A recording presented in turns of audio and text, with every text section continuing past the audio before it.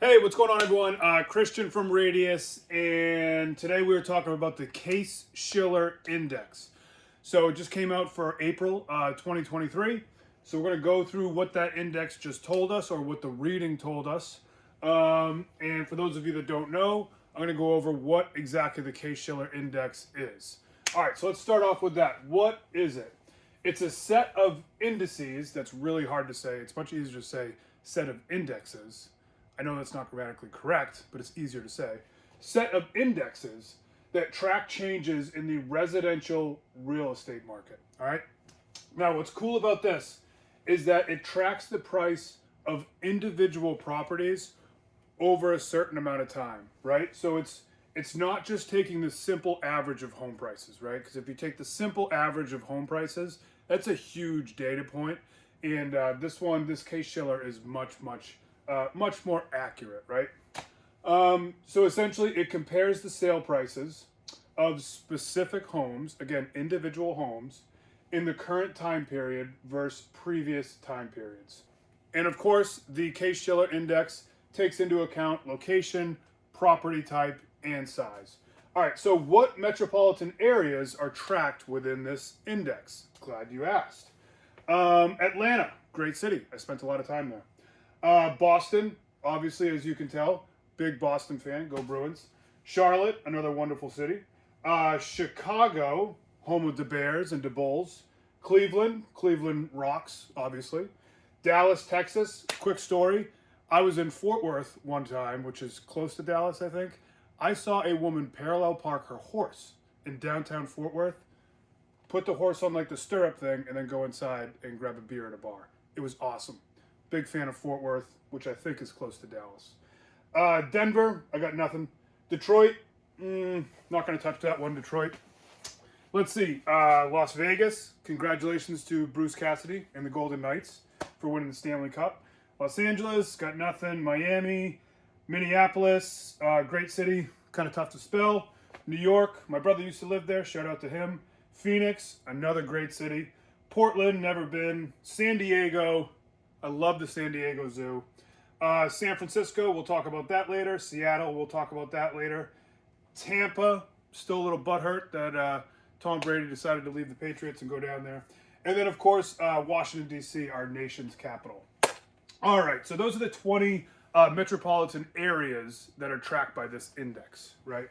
All right, so let's talk about some national trends. And again, we're talking about the most recent Case-Shiller Index that came out in April of 2023.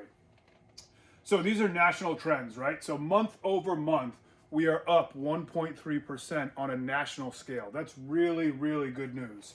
However, if you look at the year over year, we're still down about 0.2%. Now, on a national, national scale, I believe April of 2022 was kind of like the height. And after that, home prices nationally started to drop, right? All right, here's an interesting point. All 20 of these tracked markets or cities, every single one of these 20 tracked markets gained in value during the April 2023 index, which is really a really good sign. And this is even better.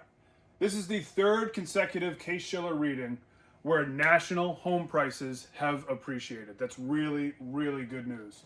All right, now real quick, we're going to go over some local trends. We're going to do a little East Coast versus West Coast, kind of like Biggie and Tupac.